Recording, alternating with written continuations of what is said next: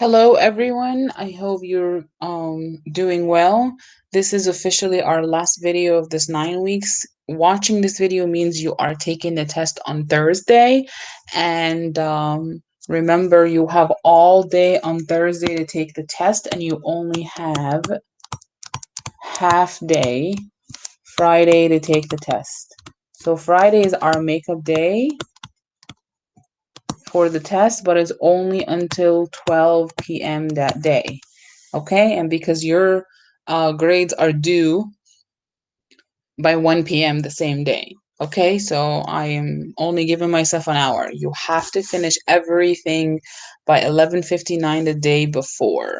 Okay, so I'm gonna go ahead and get started, and I will write to you on the Google Classrooms with the effective dates and times. You will see it also as I'm posting the actual test. So part two, what is the volume of the cone if the height is 7 millimeter? Leave your answer in terms of pi. So let's take a look at this cone. What is the volume of the cone? So let's remember, what's the formula of the volume of the cone? It's 1/3 pi r squared h. So if you look at the formula, you need to know what r is. So looking at the graph, the cone, picture of the cone, r is 12, height is 7.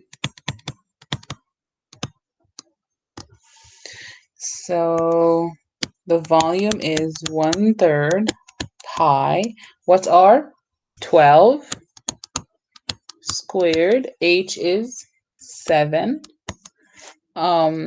When you're plugging into the calculator, because the question says leave it in terms of pi, it's 1/3 times 12 squared times 7.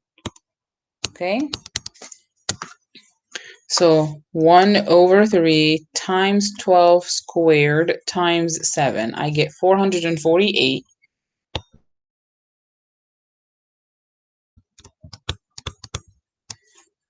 Pi. And I just leave the pi. This doesn't look right.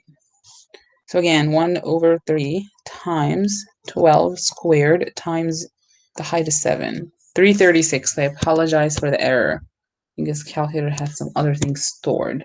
So it's 336 pi millimeter cubed. Now, please remember when you write the answer on the warm-up, you only need to write 336 and literally the word pi, P-I. Do not have a space. You don't need to write down the units or anything. It's just 336 pi so it can match the answer that I have for you and it will grade it right. All right, question number 7. John fills in a plastic ball until it becomes a sphere with the diameter of, I know it says 16 centimeter, but it's actually 18 centimeters. The diameter is 18 here. So I'm going to write it down. Diameter is 18 centimeter. That means the radius is 9 centimeter. What's the volume of the sphere or of the ball? Sorry, leave your answer in terms of pi. So the volume of any ball or any sphere is 4/3 pi r cubed. 4/3 pi r cubed. And let's go ahead and plug in the number. So it's 4/3. It does say in terms of pi, so remember not to plug in the pi. Remember not to plug in the pi. So the volume equal 4/3. So I'm going to highlight what I need you to plug in, 4/3, and then 9 cubed. Pi, we just leave it as a part of the answer. Okay? So 4/3 times 9 cubed. 4/3 times 9 and then cubed, you should get 972, and don't forget the pi, 972 pi centimeter cubed. And again, in the warm-up, what you need to write is 972, literally the word pi, no space, no units. No space, no units, no capital letters. No space, no units, no capital letters. Next question is number 8. It says one cylinder has a diameter of 14 inch. Please be careful as you're reading these real word problems. One cylinder has a diameter of 14 inch. A second cylinder has, well, change the color. A second cylinder has a diameter of 6 inch. Each one of them have a height of 5 inches. You know what that means? This means that they both match, they both have the same height. What is the difference? Is the difference. When I say the difference, you know what that means? I am subtracting in volumes of the two cylinders in cubic inches. I'll make a nice picture so you can see it. So here's how that one works. Only if I can get it. So here's cylinder. And here's cylinder number 2. I tried to have them both the same height, but I can erase this and try it again. See if I can get the same height. Yeah, here we go. Has the same height as that cylinder, so this is 5 inches and that's 5 inches. The first cylinder has a diameter that's equal to 14 inches, so all of this is 14 inches. The second cylinder has a diameter of 6 inches, so the second one is slightly smaller than the first one. What is the differences in volume? We have to find both volumes and then subtract them from each other. Remember, there is no negative values when we do volumes. It's either we have the volume or we don't. So make sure you subtract big volume minus the small volume. All right, so what's the formula to use in order to find the volume of the cylinder? It's pi r squared h. Pi r squared h. I need r and I need h. In the first cylinder, 14 is the diameter, so r is 7. 6 is diameter, r is 3. All right, so I'm going to zoom out a little bit so I can show you how to find the volume of each. So your first volume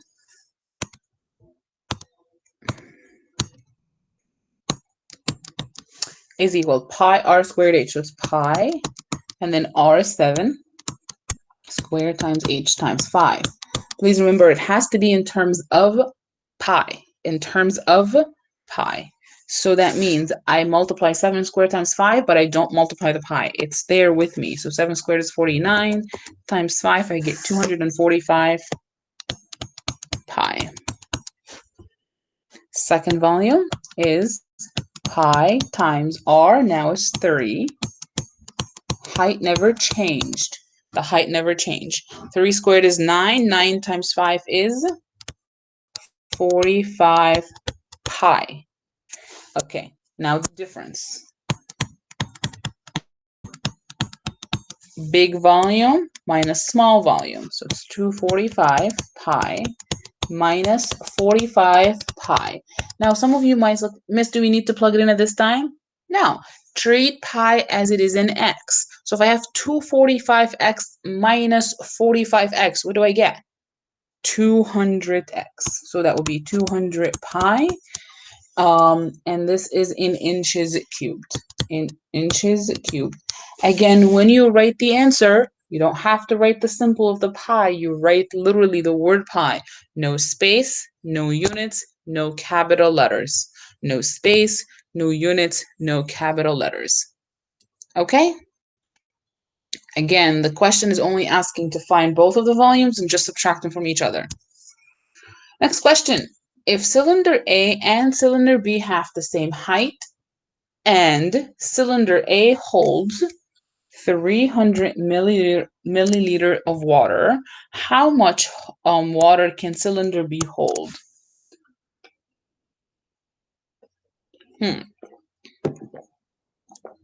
Both of them have the same height.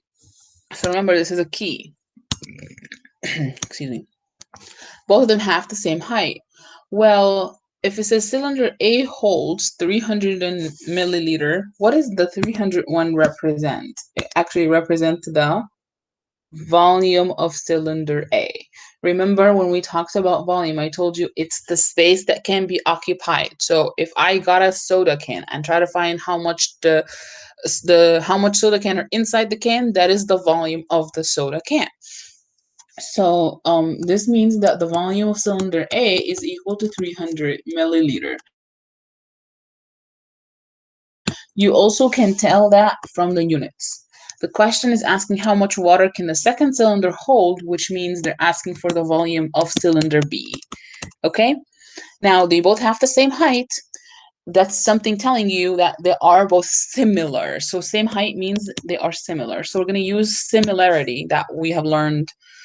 Similar, so I think it was topic 13 or 14, I can't remember. But in order to do this similar, we first have to find the scale factor. So step one is to find the scale factor, find K. So first we need to find K. How do I do that? Well, K is the ratio between any dimensional given. And remember, it's the big over small. How do I know which one is big? When by looking at both of the cylinders, cylinder A is fairly smaller since R here is just R, but R here is 2R, which means that this cylinder has twice the radius. Okay? And then that one. So the big one is the volume, the cylinder B.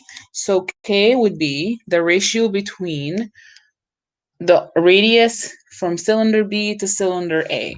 So R of B divided by R. Sorry. So K is equal R of cylinder B, R. Keeps writing V. Okay, again, equal R of cylinder B divided by R of cylinder A. Well, R of cylinder B is 2R, so it's 2R. R of cylinder A is just R. Okay, so can the R's cancel? Yes, so the ratio is 2. So K here equal to 2. That's step 1. What's step 2? Step 2 is to use the K to find the volume they're looking for. Remember, we did B over A. So here's how it works. Remember, we talked about this back then. We said, if we're using volume, we have to cube K. If we're using area, we have to square K. If we're using dimension, we just leave it the way it is. Again, if we use the volume, we cube. And since we're trying to find volume, we have to cube K. The volume B over volume A. Why is it B over A and not A over B? Because the way I found the ratio is B over A. Okay? So just be consistent. If you use B over A, use B over A. It's always big over small to make numbers easy. Had you used the small over big, the number becomes more complicated because you get into decimal we don't want to round. All right, so what's K cube? K was 2, so we're going to replace K by 2 cube equal the volume of cylinder B is what I need to find. That is our X. So I'm just going to write down volume B over volume A is 300 milliliter. So that goes down here. And that's it. We solve. 2 cubed is 8 because it's 2 times 2 times 2 divided by 100 milliliter. And just remember, when you're unknown and on the top, we normally multiply these. So VB is equal to 300 times 8. So the volume B is 2400 milliliter. Remember, when you're writing the answer in the warm-up, only write the number. Do not write the units, no space, no capital letters, and no units. So don't need the ml. Okay, so quickly, because I know this question might be difficult. First, find K. I did find K by using the ratio between the two radius, RB over R of cylinder A. I got 2. Now use this relationship right there, which I'm going to highlight, probably in like neon here. This relationship right there to find the missing volume. You already know one of them, you need to find the other. You have to cube the K since we are doing a volume relationship. And that's it. All right, last question is on density. It says Janet Pet Shop sells an aquarium is in a shape of a rectangular prism, right? Rectangular prism. Each aquarium measures 60 by 30 by 40. It is recommended that the density of the aquarium cannot be greater than 0.00 fish per cubic centimeter. What is the greatest number of fish that would be in one aquarium? Well, I recommend you actually make a picture of what an aquarium looks like. Well, the aquarium is in the shape of a rectangular prism. So, it's not going to be very perfect, but it's going to look like a prism. Okay, it does say it is 60 meters long, centimeters, I apologize, 30 wide, 40 tall.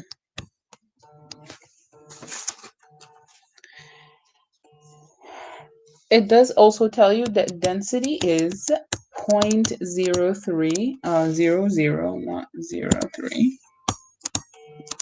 fish per cubic centimeter.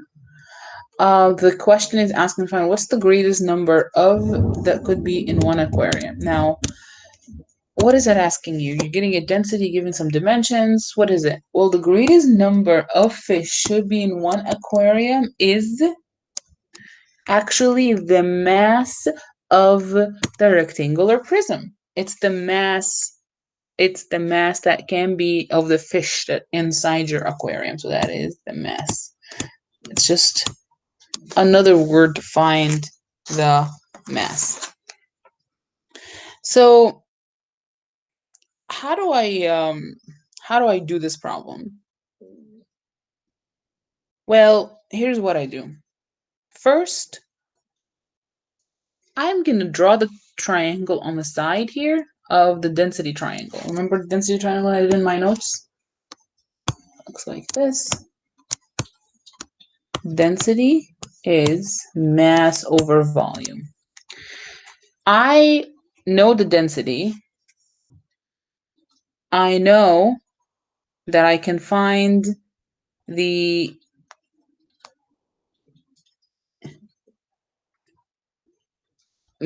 volume because I have all the dimensions of the rectangular prism. So I'm finding the mass.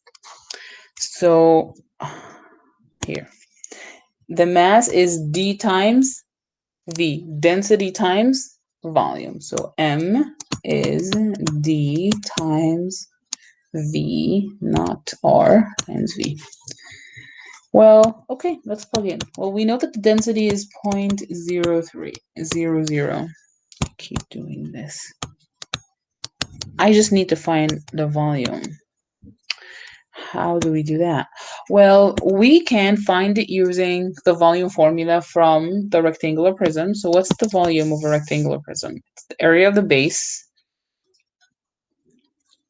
times the height of the prism. So it's L times W times H. L times W times H. The area of the base is L times W. H is the height of the prism. So the volume is 60 times 30 times 40. Go up a little bit.